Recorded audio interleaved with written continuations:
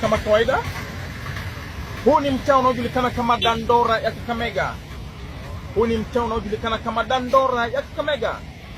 Huu ni mtaa uliobeba sarakasi, vituko na maajabu ya Musa. Utakutana nayo katika mtaa huu wa Dandora ya Kakamega. Okay, ndugu mtazamaji,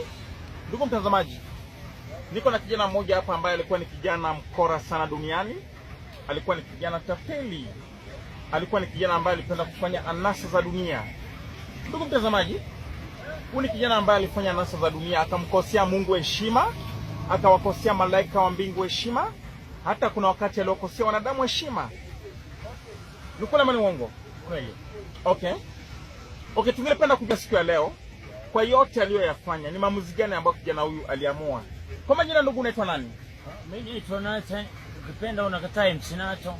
MC Nato ndio jina? Yes sir. Kutoka mtaa wa Dandora Kakamega? Yes sir. Okay, ndugu mtazamaji, huyu ni kijana ambaye anajulikana kama MC Nato kutoka Dandora Kakamega.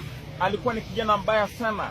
Alimkosea Mungu heshima, akawakosea malaika wa mbingu heshima, akawakosea wanadamu heshima. Okay? Ni kweli. Ni kijana ambaye alipenda anasa za dunia. Alikuwa ni shoga. Huyu ni kijana ambaye alikuwa ni shoga. Alipenda kulala na wanaume wenzake. Hata kuna wakati mzungu alichukua kijana huyu akamuoa. Mzungu alimchukua kijana huyu hata akamuoa. Hebu shika mikrofoni hivi. Sasa mimi nikakuwa pale Mtwapa. Okay. Nani anajua Mtwapa? Pale Mtwapa mazee. Okay. Bwana hivi mambo inafanyika. Niteseka sana pale Mtwapa. Okay. Na pale Mtwapa. Yeah. Wacha nikwambie hii mambo inafanyika. Okay. Lakini kwa leo nilikataa hiyo mambo, na mimi MC Nato naishi tu maisha yangu starehe. Okay, ndugu mtazamaji, huyu ni kijana ambaye anajulikana kama MC Nato kutoka Dandora Kakamega. Alikuwa ni shoga kijana huyu, alioleka na mzungu. Yeah. Kuna wakati alioleka na mzungu. Yeah. Okay? Yeah. Ni kweli ama ni uongo? Kweli. Kwa muda wa miaka ngapi? Tulikana miaka 3.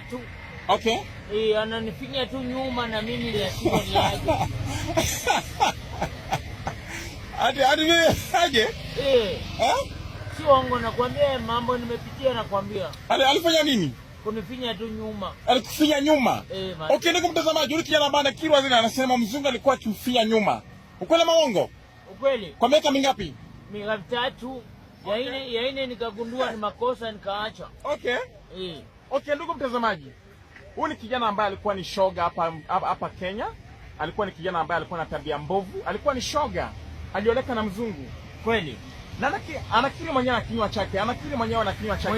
Muitali.